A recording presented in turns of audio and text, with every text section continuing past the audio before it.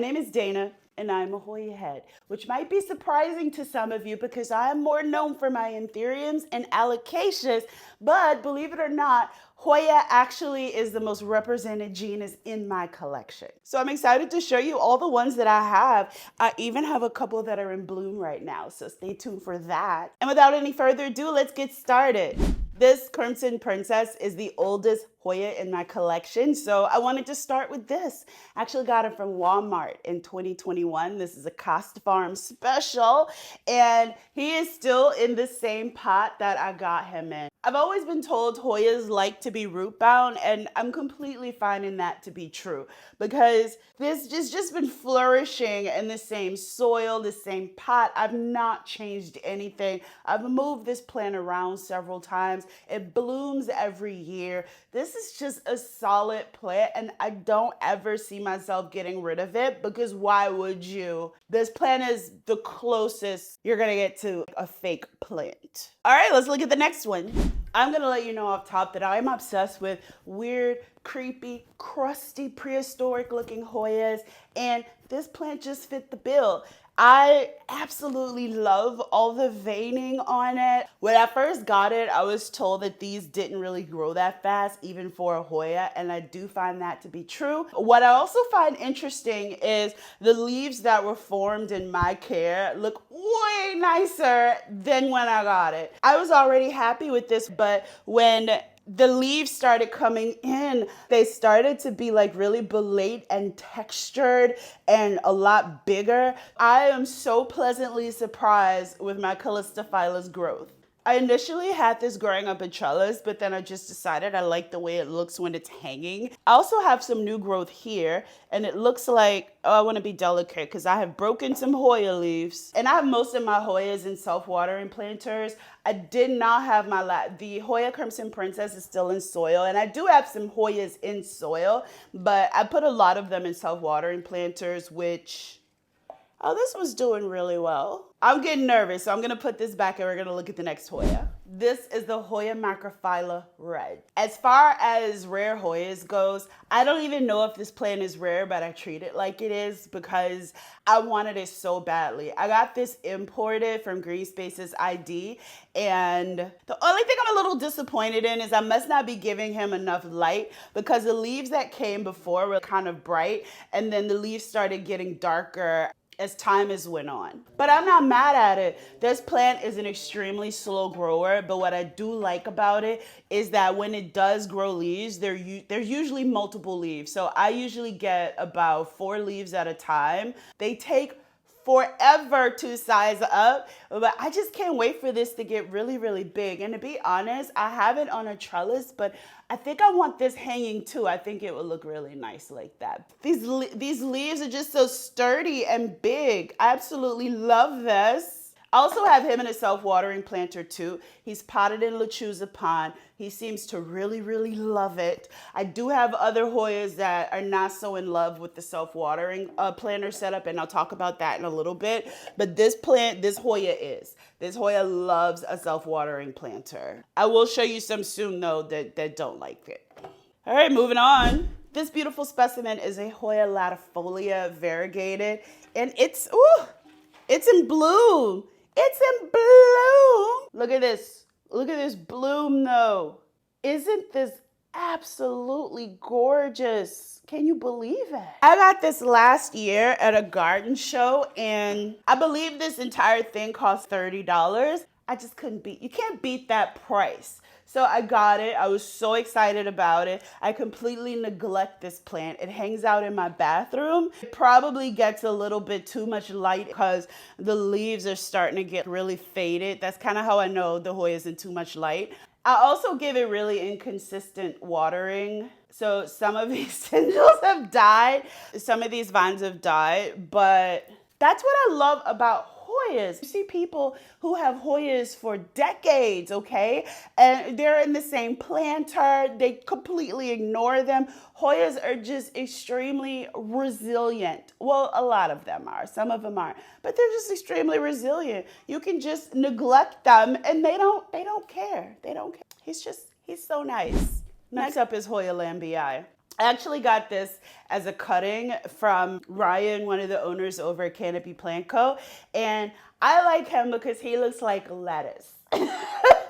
I don't know. I told you I was into weird looking Hoyas, but I just really like this leaf shape. And he too is in a self-watering planter. When it comes to self-watering planters with Hoyas, I notice some of my Hoyas just don't like to be constantly sitting in water. And this is one of them.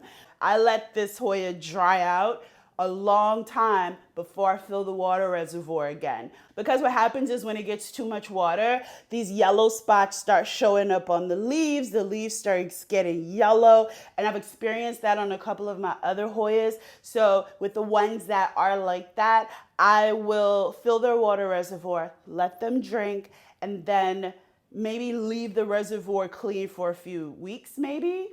It's spring and it's hot, so a little bit less than that now, but I find that that's been the secret sauce for me being successful with Hoyas and self-watering planters. Right now, though, he does have water in here because he is working on he's working on 4 new leaves. This is 2 Hoyas in one planter, Hoya Clemenciorum and Hoya Tangamus Red.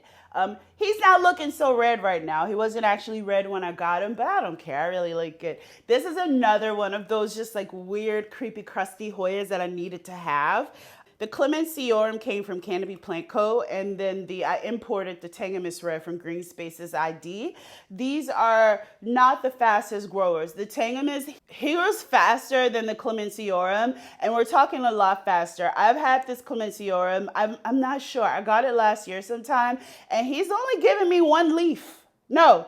He's given me 2 leaves. He's given me 2 leaves this entire time, while the Tangamus Red has given me 1, 2. Oh, look, you've only given me 2. No, you given me 3. He gave me 3 leaves. He's giving me 3 leaves. So I thought that I would be able to separate them now, but they don't really need to be separated because they're not growing quickly. Oh my goodness, though, this Tangamus is in the process, though, of producing a new leaf right now. So I'm really excited about that because goodness, the root system on this plant is really healthy. He grows roots like crazy. It's just that, he's just not the fastest leaf grower. It's fine. We'll keep him in a spot. Look gorgeous. All right, so I am here on location to show you this Hoya. This is the Hoya Lera. He is big and he is beautiful. This is also one of my oldest Hoyas. I think I got him in 2021 or 2022. I have not always treated him the kindest, but this Hoya is so resilient. When I say it's resilient, it's very, very drought tolerant like most Hoyas are, but we're talking I've gone months without watering this thing and it's been fine. I just recently put it in a self-watering container, probably like a year ago, and it's doing just fine. It's now constantly pushing out new growth. I feel like it's very special to have this plant because for some reason, these are so hard to come by now. I work with Canopy Plant Co. I do their social media and I actually got this Hoya from them. Every single time I do a live in their greenhouses, I get asked if we have Hoya Leras in stock. You look online, you can hardly find them anymore. And if you do find them, they're just cuttings, like tiny rooted cuttings, and they're really expensive. It's just weird to me that during the pandemic, this was a lot more common than it is now. This plant right here is money. If I sell cuttings, I make a killing. But I don't sell cuttings. I don't sell any plants. Don't ask, please. Don't ask. All right. Hoya Variegated. Yo, I would see this plant all the time on Instagram and people had it with the cutest trellises, and I just loved how tiny and dainty the leaves were. So when I got an opportunity to get it last year, I was so excited, and I have him in a Lechuza mini QB self-watering planter, and he is doing just fine by the roots. Now, this plant took forever to acclimate to my environment. It sat there for months without pushing out any leaves, and now it's growing a lot faster, and every time I look at this plant, it's working on some new leaves. That's the one thing. You have to be patient to have Hoyas. They don't all grow that fast. I decided to let him hang because, I don't know, I just like the hanging look better. I like when plants like just cascade over shelves and tables and things. I just think it's really nice. Hoya Finlaysonii big leaves. as far as Hoyas are concerned, this is probably the most vigorous grower in my collection.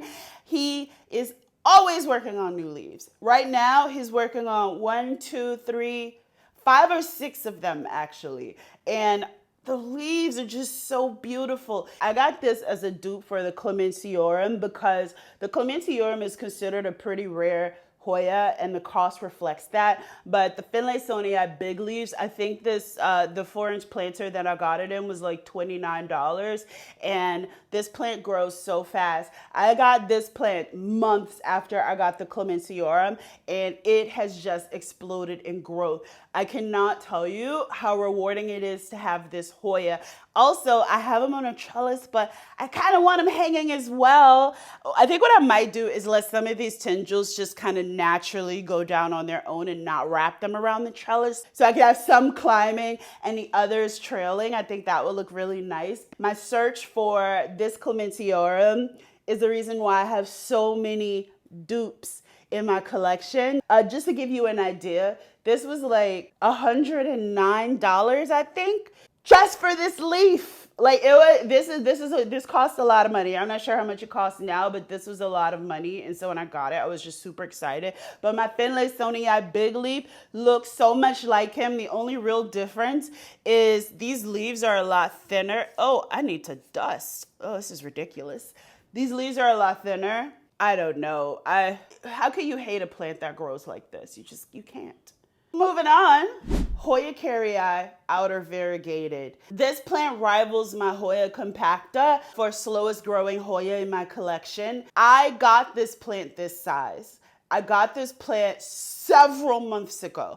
It has done absolutely nothing. We're talking nothing for so many months. I have him in a self-watering planter, so I can tell how much water a plant consumes just by looking at the meter. We're talking 2-3 months went by and the meter hardly went down. This plant just really, he's just slow. Now, I did get new leaves on him. These two are new leaves. This is a new leaf. This is a new leaf. That one's a new leaf. But if you think about how long I've had it, it's just unacceptable. I do see that he could possibly be growing a couple more leaves. What I noticed about Hoyas, especially since I got a lot of Hoyas at around the same time, is they do seem to need time to acclimate. They really, really do. And I know you hear a lot about acclimation when we're looking at importing plants, but I got most of my Hoyas locally, and sometimes it just takes them months before they finally settle in and start producing leaves. And then once they produce that first set of leaves, I notice that they're fine after that. And then you have more rapid succession of leaves later on. Hoya Variegated. He's just pretty. There is no other reason why I got this plant. I just think this is the most beautiful Hoya. Along the lines of my Hoya Hushkiliana, they look almost just alike, except these leaves are more elongated and they're a lot bigger. But I don't know, there's just something very special about this plant. He has also taken a very long time to acclimate. I've had him for several months. He did not like to be transferred to a self-watering planter. And so I got some browning of the leaves and some leaves died and fell off. But now he seems to be okay because all of these leaves right here are new growth in my care. He also has some down here that are new growth as well. And I noticed one of his new leaves came in really, really big. He's also working on 2 new leaves. He's working on 2 new leaves right now. I think it's really exciting because I really like this plant. Again, he took a while to acclimate. He didn't like pond at first. I have most of my Hoyas in lechuza pond. He just didn't like this setup, but now he's acclimated to it. And that's another thing for you guys. Sometimes when you're doing self-watering setups and when you're using lechuza pond, you sometimes can get nervous when plants don't look like they're taking to it really well. But sometimes all it takes is just to be patient and to let the plant acclimate on its own. I would say I wouldn't step in unless I saw a lot of root rot and started smelling rot or something else. But if a plant's doing nothing, it's just minding its own business and it's just not growing as fast as you think it is, leave it alone. Leave it alone. There's a good chance it might make it. All right, let's move on. This is the Hoya Imbricata. I just got this Hoya like last week. I never knew this Hoya existed. When I looked it up, I was just like, I need to have that. Why this plant is in a hanging basket, I am not sure, but the key feature of this plant is that it shingles, meaning that it will lie flat against the surface if it's growing up the surface. And you can see the leaves kind of want to curl in. They want to stick on to something, and I'm going to let them stick on to something because I've decided I want to put this on my wall. I already have a Scindapsus pictus exotica on my wall, and it's doing really, really well. So I want to grow this up the wall too. It also looks like, I don't know if you've seen Scale, the pest on plants. He looks like a gigantic scale. It's I don't know. I like this. I told you weird plants are my thing. I love this Hoya. He's still in his same nursery pot with soil. I could keep him like this. I'm not really sure yet. I'm starting some of the plants that I have gotten in my collection lately. I'm just gonna keep them in soil and just let them live their life like that. This is a long one. This is my Hoya cronana silver, and I'm trying to be delicate with it because it has a lot of blooms on it right now. I got this from a garden show, the same one that I got the latifolia from that I showed earlier, and this was like $30, which is an insanely good price for this plant.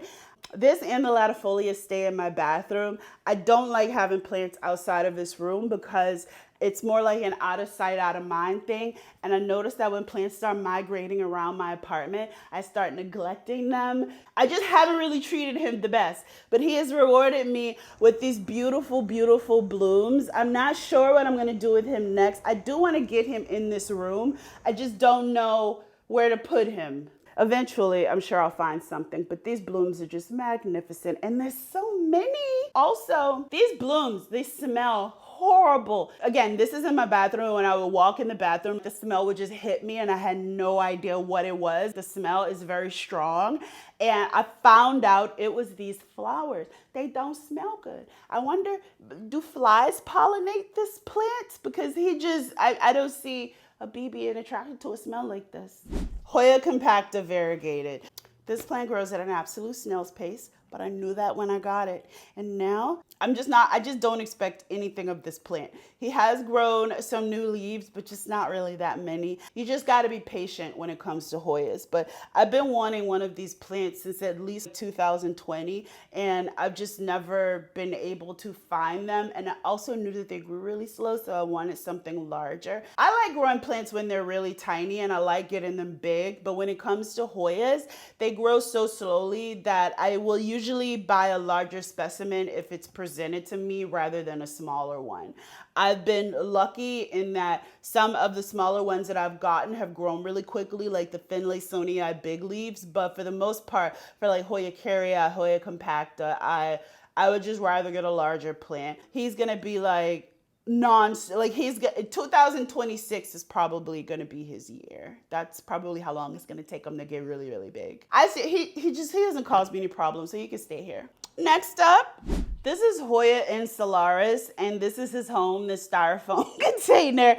I got him, I forgot, I don't know, last year sometime, and he just doesn't have an extensive root system, and I didn't want to put him in something that was gonna be too large for it. So I just kind of kept it. I keep water down here sometimes, let it dry out, and then put it there again. I was told that the insularis likes colder weather and it thrives more in fall and winter than it will in the summer, and the summers here are extremely hot. I got this plant fully knowing that it wasn't going to grow that fast, and I got it small fully knowing that it was going to take a long time for this plant to size up, but I am committed, okay? I will see this plant through. All right. Who do we have next? Hoya Noel. Hoya Noel is a Hoya I was not that excited about when I got it. I just wasn't excited about it. The leaves just don't look interesting enough to me, but I got it, I kept it, and I don't water this plant enough at all. I don't water this plant enough, and I think that the light that I have it in is a little bit too high because the old leaves are a bit faded, pale looking, but then the new leaves that came in are really doing well. So I think they've acclimated really well. I also have him a little bit further away from the window. So this new leaf is very promising. And I like the splashiness, but this Noel definitely had to grow on me. It had to grow on me for a bit. I'm also really fortunate not to have to deal with mealybugs, which I know a lot of Hoya owners have to work with. I'm just so happy I don't have any pets. That's probably why I have so many Hoyas, is because the only real pests that I have in my home are spider mites, and they don't touch these Hoyas. So it's just easy to have a Hoya and not have to worry about maintenance or pests or anything like that. They just grow. You can ignore them. And that's what I really like about Hoyas. And there's so many different varieties of them. And well, guys, that's this week's video. I hope you enjoyed it. I hope you saw some new Hoyas you want to put on your wish list. Also, please don't forget to like and subscribe. Helps me out a lot. I will see you next week.